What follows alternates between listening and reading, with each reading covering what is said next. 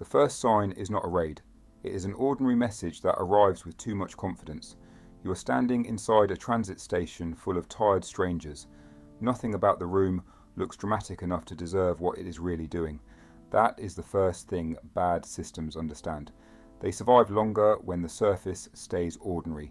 If you are the data broker who sold 10 million profiles, the room never feels loud at first. It feels procedural, measured, almost polite. And that is exactly why your pulse changes when the pattern finally reveals itself. The official story says you are inside identity markets and profile enrichment. The truth is that you are inside something meaner, a machine that learned how to rename damage before anyone in the room has to admit what they are helping build. People imagine data sales as abstract and bloodless. The title sounds cinematic from a distance. That distance protects the audience. It lets them imagine the role is powered by brilliance, danger, or some rare criminal charisma. But the uglier truth is that distance only makes the damage easier to name politely. The room is built from softer language than anyone outside would expect. Safety, compliance, quality, and review. Words that make harm sound like workflow. Words that let ordinary people inside the system keep showing up for the next shift without hearing themselves too clearly. That is what makes the role uglier than the title suggests. It is not powered by drama, it is powered by administration. If you are the data broker who sold 10 million profiles, your real job is not the public-facing one. Your real job is to manage fragments of truth arranged for sale. That means reading pressure before it becomes visible. It means understanding which person in the room is about to panic, fold, comply, freeze, or betray. It means sounding calm while everyone else keeps trying to hide the structure behind softer words. The role only looks powerful because most people see the outcome, not the maintenance. They see the transfer, the arrest, the sealed room, the vanished money, the quiet block, the routed shipment, the frightened target. They do not see the repetition underneath, the scripts, the quiet metrics, the little corrections in tone and timing that turn one bad idea into a functioning system. That is where the real skill sits. Every rotten system survives by protecting the same lie, that everything happening here is still manageable, that it is still professional, that the next step is only process, that nobody in the room is directly responsible for the final shape of the damage. In your world, the lie is reinforced every day. One person handles the front end, one person handles the pressure, one person handles the numbers, one person handles the cleanup. Distance is not a side effect. It is part of the design. It keeps the human cost out of frame long enough for the system to call itself necessary. And once the system can describe itself that way, it becomes much harder for the people inside it to leave cleanly.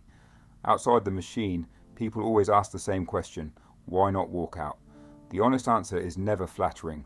Money arrived before conscience did. Shame arrived before clarity did. Dependency arrived before escape did. The role gives people just enough distance to keep postponing moral certainty. Not forever. Just one more day, then one more week, then long enough for the routine to start sounding normal inside your own head. That is the part the audience tends to underestimate. Systems like this do not only trap the target on the outside, they trap the worker on the inside by making ambiguity feel employable.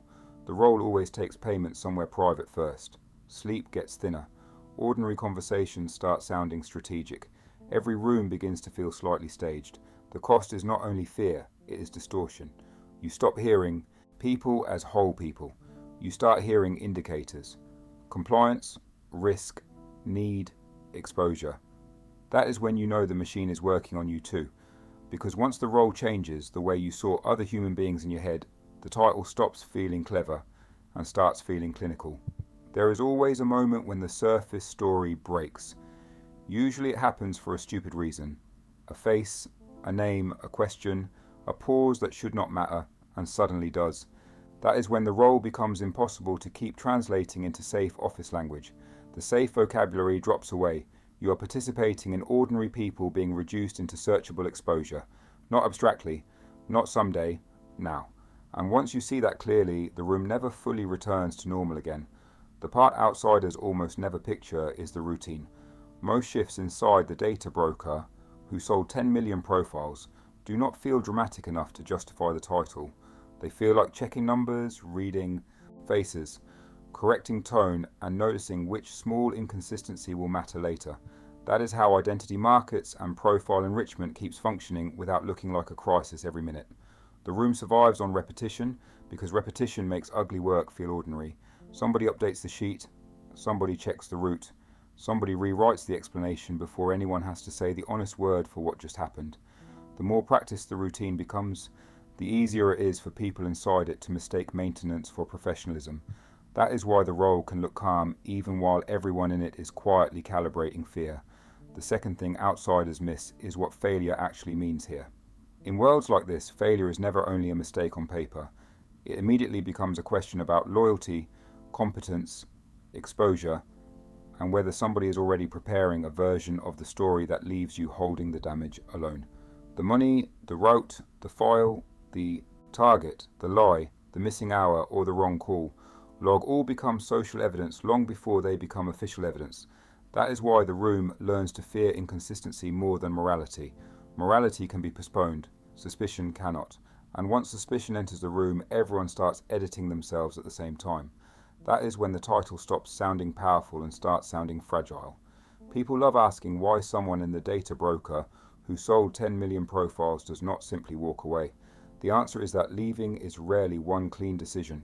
It is contacts, favors, debts, habits, and the humiliating discovery that your normal life has been organized around a machine you can no longer trust. By the time the role feels clearly wrong, the role has usually already changed your income, your language, your reflexes, and the people who can hurt you for disappearing badly. That is why escape often arrives late and messy instead of noble and clean. It is not only fear of punishment. It is fear that the version of you built inside the system has become more employable than the version that existed before it. That is the quiet trap underneath a lot of dark roles. Usefulness becomes harder to abandon than guilt. The title also misleads people about where power really sits. It almost never sits with the loudest person in the room. It usually sits with the person who can decide what gets recorded, what gets denied, what gets delayed, and whose version of events becomes official enough to survive the week.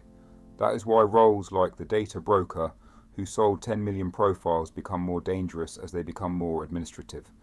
Violence is obvious. Documentation is quieter. Documentation tells everyone which lie will be treated as reality once the panic settles. And once a room learns how to do that well, people inside it stop fighting for the truth and start fighting for the version that leaves them standing. That is where a lot of hidden systems actually become powerful, not by being louder than everyone else, but by deciding what counts after the damage is done. Enough time inside a system like this changes your sense of scale. A normal day stops feeling like a day and starts feeling like a sequence of risk events that need to be pushed into tomorrow. The week becomes one long containment exercise. Sleep starts feeling procedural. Silence starts sounding temporary. Even success stops feeling like relief because success only means the machine stays alive long enough to demand another shift from you. That is what makes titles like this darker than they first sound. The role does not only put you near danger, it teaches your whole sense of time to organize itself around it. So what does the title really mean? It means the public description is hiding the real function. It means the data broker who sold 10 million profiles sounds like a role and behaves like a machine part. It means the system around you survives by keeping the human cost one layer away from the people doing the work. It means every ordinary word in the room was chosen to make the ugliness easier to repeat tomorrow. And it means the title sounds technical until you understand the human being at the end of the spreadsheet. The audience hears danger. The people inside hear process. You hear both. And once both meanings live in your head at the same time, there is no neutral way to hear the title again.